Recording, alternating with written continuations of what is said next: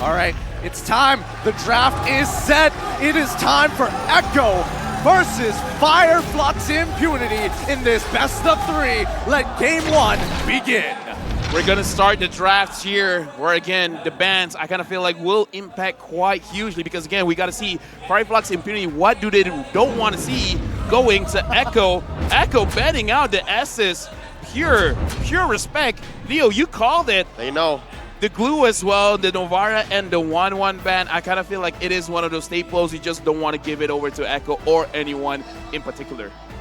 They know. They know. They're throwing back to Jakarta just 6 months earlier, right? They know that Apex 47 is back in an Estes, he's back in an Atlas, but I think they're willing to deal with that since Diggy is available. We're seeing here the Eve taken away from the already shaky mid lane of Fire Flux Impunity. I mean, if we're talking about shaky mid lane, I'm not seeing a Valentina ban. I haven't seen a Joy ban either. None of the suppressions have been taken out at the same time. I think the draft is rather open right now, and not a lot of information is being given. Like, from Echo's side, it's clear that they're targeting key heroes that Fimp has shown before in their previous bouts. But Fimp, on the other hand, right, we're seeing the Nuvaria, we're seeing the Wama, they're just standard bans. This third one, Arlet as well, at least this gives us a little bit of info. Actually, looking at Echo's bat, it does seem like they want to be able to win the box fights. Because again, I kind of feel like, Leo, you can touch on it a little bit more in terms of the box fights, because again, it's a lot going on in the Philippines.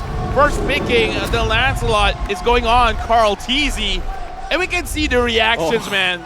This is crazy. What allows for the box strategy in the Lancelot is it's not necessarily a box the way that a King's Calling is or a real world manipulation. It's more the thread, it's more the duct tape that keeps said box together, right? You're able to cordon down, finish off stragglers out of the box, or even just, again, take objectives. So it is what's stapling the box together.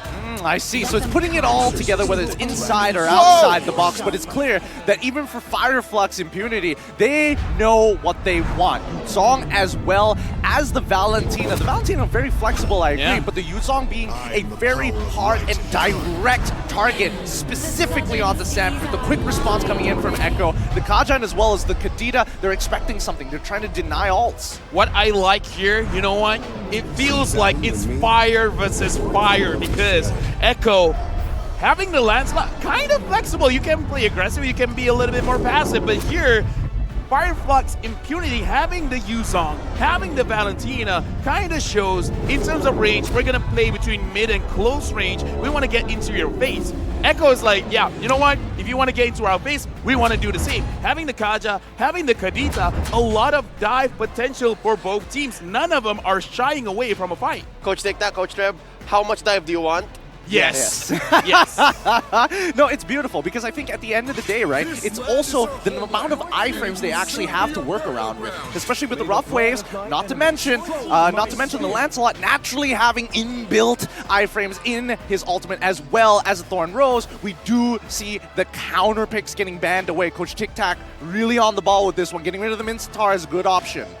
Right now, looking at the ban so far, it looks like Echo, again, when I was talking about the box, they're trying to make sure that there is no box. They want to roam around, because the Eve, the Mincetar, even in a way, the S's kind of force you to get into a very tight spot. And it looks like Echo, they want to move around the map quite a bit. So for Fire Flux Impunity, I kind of feel like if they can't control the map well, I kind of feel like Echo, they'll be a little bit too fast for Fire Flux Impunity to kind of like react with. So I kind of like this Joy ban, because letting the Joy over is going to be more difficult. There's too many people that it's very hard to catch. I totally agree here. You know, ban out the Joy. The fact that they already have the Kaja means you don't want to pick it for yourself. And they also decided to get rid of the farmers from the side of Echo, knowing that if they decide to team fight harder, our pick-off composition isn't going to get that much value, which comes down to two things. Either A, we are going to see the style that's very reminiscent of Blacklist, getting the Florin rather early for the side of Fimp, or we might even see an opportunity for Diggy once again. What I'm worried about is what Sanford is going to play. Coach Bad Gal Seth, Osprey, they've really just locked it down for this young XP laner, the Apex Predator himself. Because look, no Lapu, no Joy, stole away the YZ, no Fredrin even, you can flex that. What's 40 going to play? I mean, there's a possibility. We've seen a lot of popular picks being Uranus. The Tersla. Oh, there it is! I actually wanted to say the Tersla, by the way. The Riz! The Riz! It's the Riz! The Rizla! But now having the Claude here, here's the thing, man. The Claude is a very elusive hero. For now, looking at Flux Impunity, there's not a lot of catch. Whatever the roamer is going to be, it has to be someone that has the potential to stop the Claude. A Kufra, maybe? Kufra, possibly. Franco is still technically on the table as well. It really depends on what the flavor of the month is for Fimp and how they want to kind of manage. Because let's keep in mind, even if the roamer is just focusing on the marksman, there's other lanes that they can actually affect, right? The mid lane in particular, where they have the Valentina. Yes, she can push out these waves, but when you have both Kadita as well as Kaja together, you're going to have to 2v2 this. Looks like the timer has gone down. They have no more time left, and they're going to pick up the Franco, making sure that they're going to be able to lock down the Claude. But because this is the Franco, you could potentially lock down Carl TZ with the Lancelot. But again, looking at how this man moves, it's going to be very, very difficult. But overall, what do we feel about the drafts? I'm liking how Echo answered the whole situation because Teresa has a lot of damage for an XP laner. I was thinking prior to the pick showing, maybe Uranus. You want one dead lane and then go for the attacks elsewhere. But no, Echo just said, yeah, all the dive, yes, all the damage as well. Like, there's very little peel. Oh, yeah, very, very little peel. Oh my goodness! Even the audience predictions, we're seeing that 54% of the Turkish people are going to be leaning for Fimp, but the other 44% leaning towards Echo's side. They're realists. They are They realists understand. as well. So to answer your question, Lafel, I think on paper, Fimp has the fundamentals, but Echo just has the grit and of course the experience and the skills to execute. And now we're going into the game, the first match of the final series of the day. Echo going up against Flux Impunity. All right, let's run it back one more time here. Because when I was looking for Sanford in the draft, he's very true to himself. He wants to fight, he wants to get those kills. I was thinking maybe even a Benedetta might have been a better option for him instead of the Terizla, because at the end of the day, Melissa is going to be able to kind of keep that Terizla back, keep him at a safe distance. Oh, very interesting here, because I'm looking at the minimap and it looks like Yaoi is starting the orange buff early, so they really want to make sure that Carl TZ gets through his farming phase very, very fast, because right now he's already level 3. That's right, and they're going fast enough away. Yaoi, the playmaker, barely gets away, and they also secure the Little Wonder. Now Apex is in trouble. They're going to pop the roamer from Turkey. One more hit. Oh, he forces the flicker, but Carl TZ still gets it, drawing first blood. Man, those plays, that's just world championship level, man. Like every angle, there's just no way you can get out of that if you're in FIMP's position, right? Like what can Fireflux realistically do? Even if you flicker in the opposite direction, you're still going to die at the end of the day. But it's great to see that Carl TZ, he's not hungry for those kills. It's either they will come to him or somebody else will carry the game. It's just been 1 minute and 30 seconds, but a lot has happened, and one of it is the fact that Carl TZ is on this landslide. It's actually starting with a Steel Lake place, which usually we see Molten Essence or maybe even like a little bit of damage. But here, Echo, they're actually trying something very, very different, going up against Flux Impunity, which is very interesting. My theory is Carl TZ understands that he is the thread. He is what keeps this all together. So if he's able to survive a little longer, then yes, maybe, because Molten Essence does give you HP, but Steel Like Plates, that's an ungodly amount of armor for such little gold. Yep, they're going to get on top of the turtle right now, and I think this is where it gets a little interesting, because at the end of the day, Carl TZ isn't the one who's going to initiate. The rest of his team want to get aggressive. Oh, Alien starting off with a Black Dragon form, and a penalty zone by Sanford. Turtle goes over to Echo, and they get the shield, they get the damage. Kazuya already down, Alien very low, just a fourth of his health, and they disengage. Right now, starting the game, Echo already with a 1,000 goal lead. Might I remind you, it's only the phase of the game where everyone is getting their level 4 already with a 1,000 goal lead. That's actually quite a lot, and we can have to see the way that they're rotating. Benedetta gets caught. There's a hook by Apex, not much of a follow-up. Can't capitalize. Yep. I love the fact that Yaoi is mirroring Apex here, but he's not directly, he's not man-to-man body defense. He's lingering behind him, and he's making sure that even if he does get the catch, there's an instant counter reaction if we do see Fireflux wanting to capitalize on these picks. And even so, at the end of the day, it's going to be about the neutral objectives. That's why we're seeing Carl TZ wanting to maintain his level lead against Kizue. Right now, I want to open a conversation. The changes in the jungle, extra 5% gold in the jungle creeps Right now, Gideon, you're looking at Carl TZ's rotation, even invading Flux Impunity. What do you think about this? So far, I think it's a great idea, right? Maintain this level lead. Give yourself the biggest amount of advantages, because fighting around these neutral objectives might not necessarily be the greatest thing in the world for Echo as soon as this game starts dragging out to the 8-minute mark, arguably even 12-minute mark. And that's going to allow for him to make the most of that early pair of pants, right? Yes, you do pants now, but you can eventually still catch up. You can go farm so fast and push away Kazue and make it not matter at all. Yeah, with 1.4k gold lead, I kind of feel like a lot of the gold lead is on Carl TZ, because even look at the level difference here, level 7 going up against level 6. See? Right now, again, I kind of feel like this is the snowball happening where you're taking away, Whoa! but Yawi pulls in. Put the DJ down on Akura, and he could not respond. Quick pick off in mid. Disgustingly good coming in from both Sanji and as well as Yawi, giving no opportunity to fight back here. Ooh. Now, as much as we say that Carl TZ has that gold lead, right, let's keep in mind that Sanji almost very recently, before that kill even happened, got his Clock of Destinies pre-4 minutes. That's an early Clock of Destinies. And then he finishes off the Magic Penetration boots as soon as he gets the kill. I feel like what's crazy here is, like, across the board, everyone from Echo, they have a level advantage. Whatever rotation they've been doing, it's really helping everyone out. And I kind of just believe it's not them getting too big of an advantage. It's all about denying advantage. Sanji goes in. Oh, and just takes out Kura like that. And now Kazue is in trouble. Apex 47, can he save his jungler? Yes, there's no. Sanford gets a kill. Ah, what an uncanny rotation coming in from Sanford, right? He decides to sacrifice at least 90% of the gold plating just to make this happen on the bottom side of the map. Now, they have a very clear lead here, unless Apex, They gets pulled continue back. the pressure. Apex still up, not enough damage. Benny says no. Look at topside though. Yuzong, he's finally getting a little bit of gold for himself, but he's basically out of this game.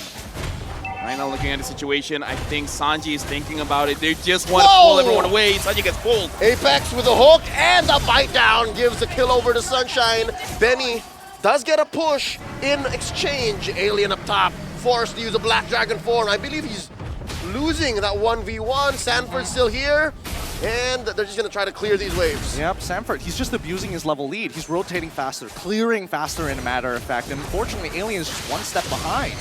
Looking at the situation, it does feel like Echo, they're taking the calculated risk, because they're like, okay, right now, Sanji, just show your face. What we really want is the bottom turret. There's always a chance that Sanji will get pulled, but trading a life for an objective, a structure, I think it's always worth it. So I kind of feel like it is more of a calculated risk, where it's like, there is a risk one of us is going to die. That's right. Heroes but respawn. It's always good. Stars don't. Exactly. And now Sanford. Very low. Sunshine goes and used the goal. Wow. But there really wasn't much. Couldn't take down Carl nor Sanford. Couldn't react in time. Could not react in time. It Negative synergy. Yeah, I mean, it's negative synergy, but let's not forget that Sanford, technically he shouldn't be here. Like, even for Fireflux, they recognize that, okay, they're going to lane swap right now, but no, all of a sudden Sanford shows up at the top side, and now the fight. Oh no, Kura! And he does help out to get a kill, but Alien is going to fall, and eventually that's 2 for Echo. And here, an attempted steal. Oh, Carl TZ does eventually still get it. No, wait! Kazue secures! I gotta say, I'm still looking at what happened just now at top.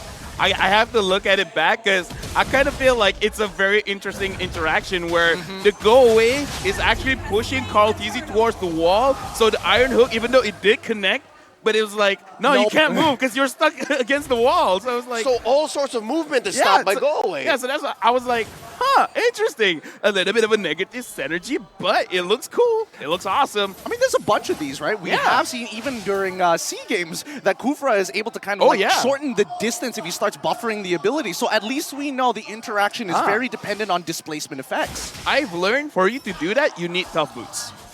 And now Yawi with the conceal is looking to flank. Alien goes in. So far, everyone's just like, okay, let's clear the minion. If we see a path, we're going to go for it. If not, then it's all right. reset, try to find resources somewhere else. Right now, Fireflux, they're going to have to take a back foot on a lot of these objectives here. Echo is really far ahead. It's 7 minutes, about to turn 8, with a 4.5k lead. And especially at this level of competition, at an international tournament, that is a gigantic lead, especially for their laners, right? Out-leveled, out-gold. Even if you want to go for these one individual plays, it might not necessarily fall in your favor. Look at this, Turkish Delight getting set up. All 5 members here hiding in that bush near the purple buff. Not gonna lead to much, because I think Echo knows. Carl TZ did not overextend here. Gonna attempt one. Here's a pull right at the purple buff. Apex 47 popped by Sanji. That's a man down for the Turkish squad. And right now, just with that one loss, Echo is looking like they can push forward. Oh! DPZ, that's a deep penalty zone, plus a blazing duet. That's already 2 down in that single engagement, plus a push by Echo. Beautiful. Sanford literally waits for the very last second. It looks like he's about to touch the ground before he flickers. I think that's an EXP laner's wet dream. Yes, it was definitely my wet dream for sure. I'm going to be thinking about that tonight. Given the Kadira, it's very wet. Oh, yeah. Woo! I mean, it's some hot stuff here, but let's keep in mind that Echo, every single move that they've made, they forced something out of Fimp.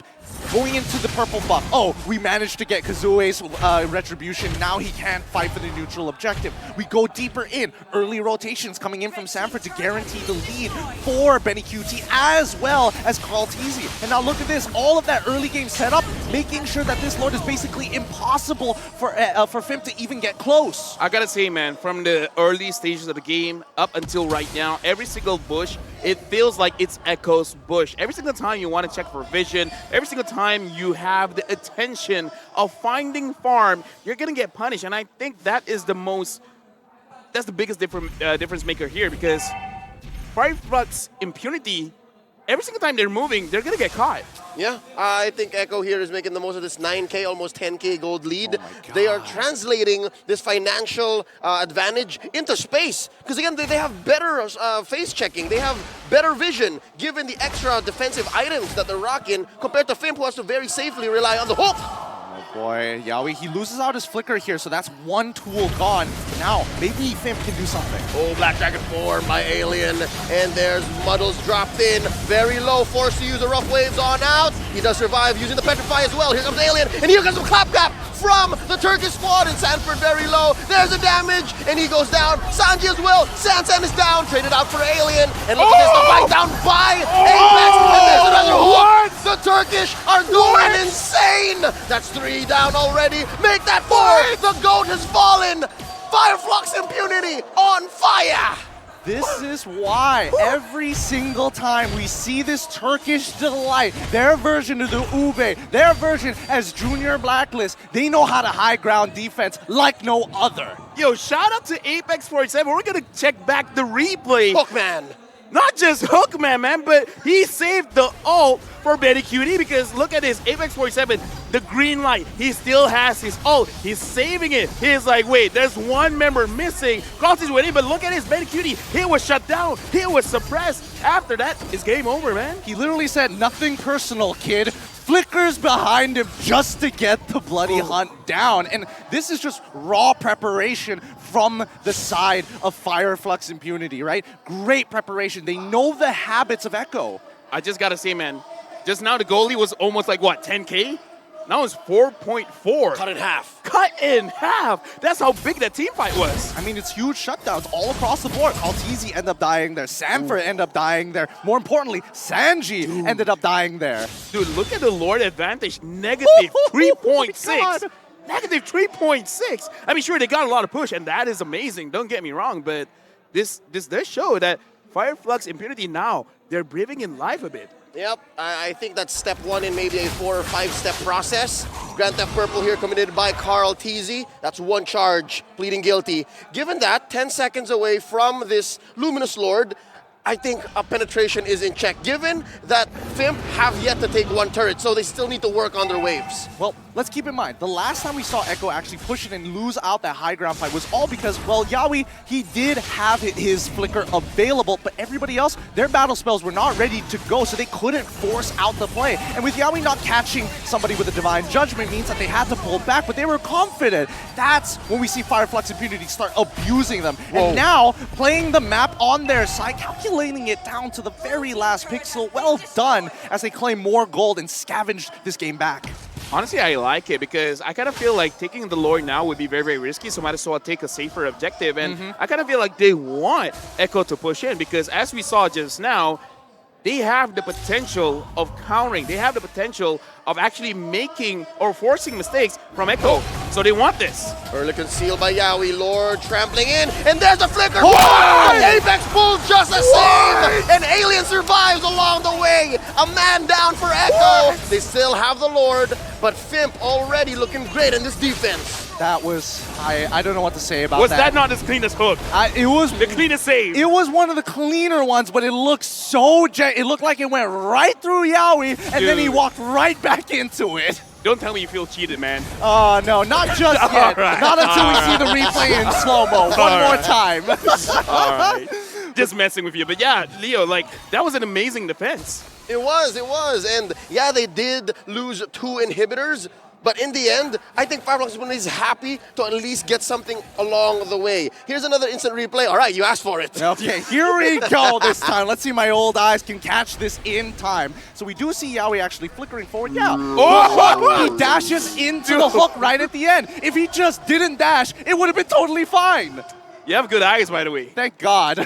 Very, very good This eyes. just speaks of how well Apex understands the physics of the Iron Hawk, but now Yawi looking for revenge. Oh, Black Dragon formed by Alien. Not gonna lead to much here. This is not a good engage. Yeah, I mean, nothing to worry about. Still 70 more seconds until the next Lord comes back up. So I think even for Fimp this time, they can just wait it out, get their cooldowns back online, and then look to fight. Because again, no inhibitors, so you can just wait for the waves to push into them. Right now, we're living in the moment, but let's look into the future, right? Like, what are both teams looking for right now? Because it is very clear here that Yawi has been, I would say, the linchpin of getting any of those engages, except for that one moment when Sanford, with the flicker, crazy engage. But again, it's like, they want to engage, they want to start something. Flux Impunity, what are they looking for? Personally, for me, I think a lot of this comes down to the conditioning, right?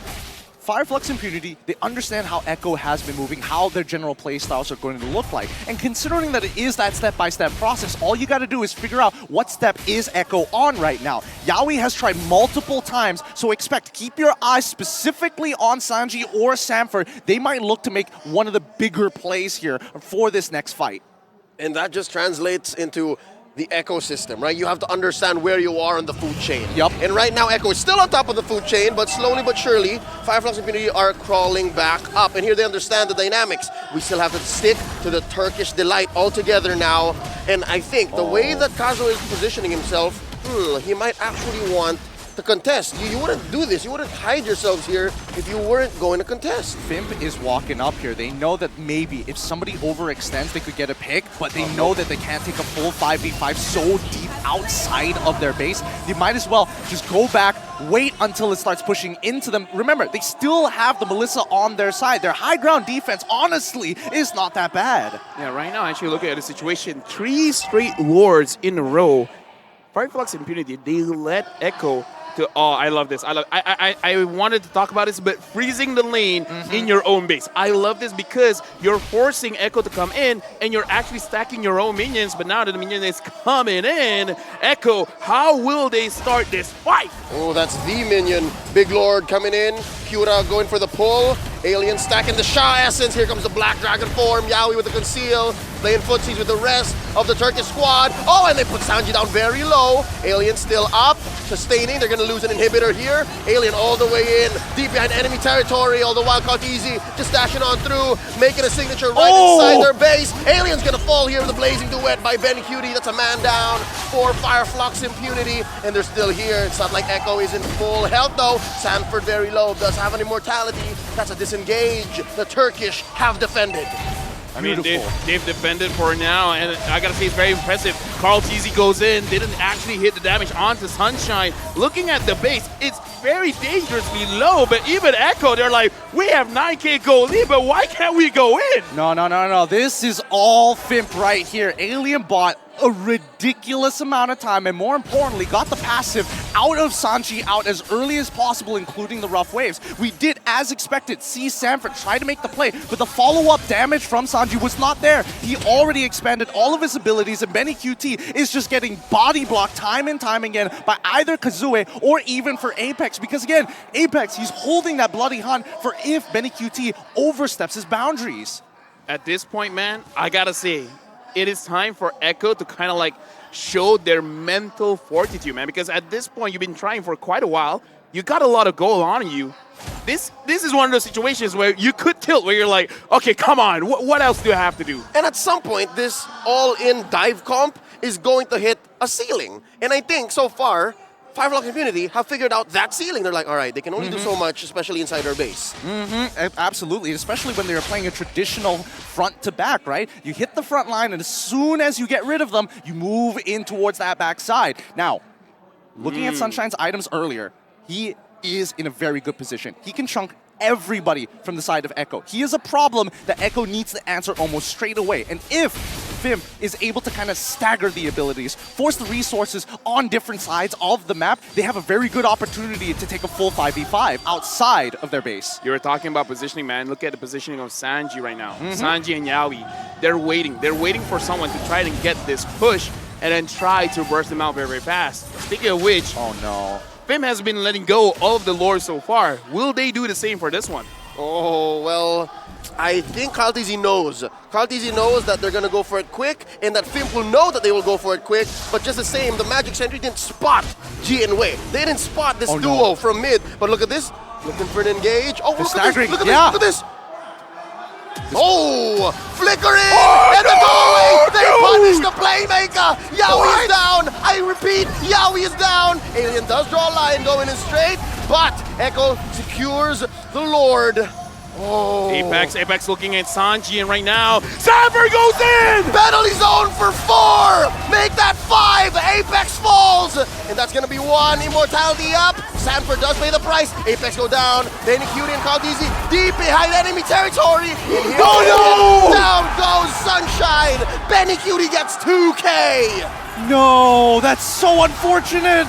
Finn played that so well. They got everything out of Echo, but at the very end, that split second of thinking, I could turn this around, cost them the game. Echo takes game 1. Oh, what my goodness. A first game in a best of 3, where again, a lot are eyeing at Echo to win this one.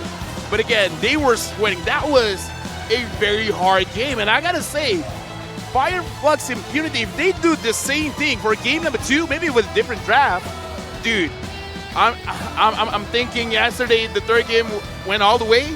This one is not impossible. It really isn't impossible, man. I mean, you gotta give it a Flux Impunity. Their defense is impeccable. They've done more than enough research on the world champions, and they've definitely caught on to a couple of few habits. You could see during the Lord Dance that even they could recognize that, hey, there is a possibility of a backdoor. There is a possibility that Benny QT is just waiting for them. And the adaptations that we saw from Echo, you know what, Benny? Make sure that you're nearby the Lord. Don't try and go for this backdoor just yet. Leave it to both Sanji and as well as Yaoi. We can make it happen. We need to rush down this Lord when we find it. I just gotta say, a lot happened just now, Leo. Yeah, they figured out the fact that, all right, it looks like Fimp is willing to trade. Maybe we should do it. I think that's what they did with Yaoi. They understood that, yeah, 50-50, he could die if we don't get it in. And Apex has been very hot with his hooks and his bite downs. And that's the Echo Gambit. That's what they played on, and they got away with it, especially after the 4-5-man penalty zone. Sanford is a different beast, man. But I gotta say, That's 40. Yaoi's his engage on the Melissa, it honestly was a lot, because when he went in, yes, he died. Yes, the Melissa was able to kill him, but the crazy thing is, Melissa used her Inspire. So by the time Yaoi died, and then Echo, they want to re-engage, Melissa does not have that crazy lifesteal, does not have that crazy attack speed, making it so that they won't have enough damage. So even though, yeah, he died, but I kind of feel like that is a worthy trade. That's the Echo Express. The Echo Express? He I just mean, just chugged in. ooh, Ran him over. Ran him over is definitely, you know, a word I would describe this overall play style, right? Because again, this particular composition, it's all about playmaking. It's all about finding those opportunities to turn the tables against their opponent. And like you mentioned, LaFell, yes, the Inspire was a very big deal. They got the ult as well as the Inspire, so not only could she not play defensively, but couldn't turn the tables when the time was right. And honestly, Flux Impunity, they set it up perfectly until that final bad call of maybe we could turn this around. Right now, we got to look at the MVP of the game, and the MVP has to go over to Sanford. Honestly, a lot deserving for this young man here. Look at him. He's so happy, but at the same time, he's like, oh, shucks, guys, come on. I only got like 4 or 5 people twice. Just another day. Just another day. It's just like, I don't know. I do this every single day. It's not that big of a deal. It's not that big of a deal at all. Looking at his build as well, he's making sure he's a tanky boy, but makes sure that he has the Queen's Wings just to ensure that he lives longer, especially in those clutch moments. It's like, oh, I'm low. Oh, 5 of you are getting a little too close together. Now we unleash the penalty zone with a flicker. Maybe we should just all start building more Blood Wings. I don't Or rather, know. Queen's Wings. This is Queen's Wings. Yeah, here's the thing, man. Queen's Wings is amazing because he's basically the tenacity built in an item. And Tenacity plus, it's something It's else. a bunch of health. There's tenacity, there's damage built in, Yeah. there's skill vamp, spell vamp built in, yeah, here's the thing, right? Well, conditional spell vamp. HP. Yep. Yeah, here's the thing. That's what I want to touch on. It's an emblem in an item plus much more because like you said, the healing that you'll get is insane, making it so that he can frontline for quite a lot. Right now, we're looking at the MVP highlights, and look at this. Carl TZ got pulled, but he's like, the Melissa's go away actually says, stay right where you are. I wonder if he had the tough boots at that point in time. That'd be interesting to double check as well, but we'll figure it out later. In the meantime, I think what we can talk about for sure is the fact that Flux Impunity's defense, especially against Echo, when they're trying to close out these games, probably caught Echo off guard, right? I mean, look at these motions. Alien survives for so much longer than he absolutely should. Melissa gets a free reset off of that, and then right here, this play.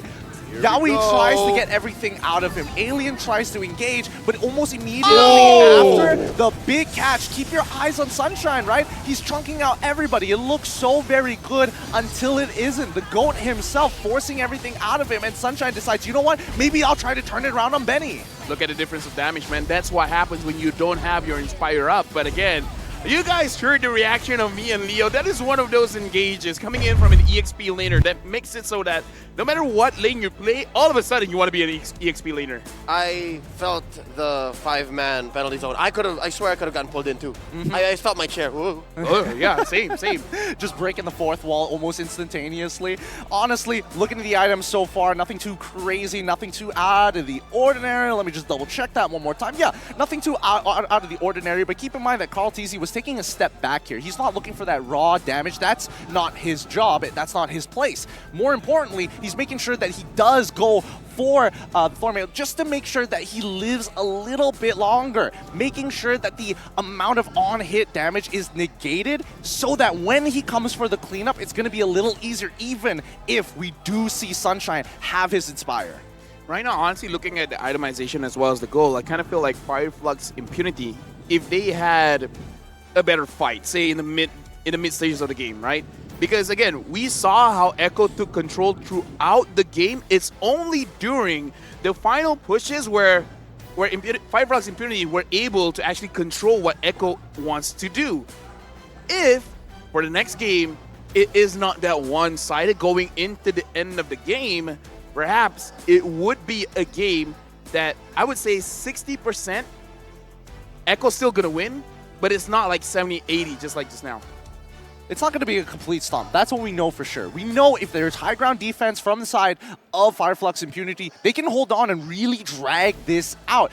I'm very curious to know what the mentality must have been like, especially after the first 2 attempts, right? Like, what were they feeling? Were they like, man, these guys actually know what they're doing? Because they were getting absolutely rolled in the early game, every single objective, and especially when you look at the monster gold stolen, right? 4,145 compared to 299. That's what the Carl TZ farming pattern was all about. That's why he was deep into Kazue's farm as early as what, minute 2, minute 3. And now thinking about what game 2 might look like, right? 60-40, not gonna be a stomp.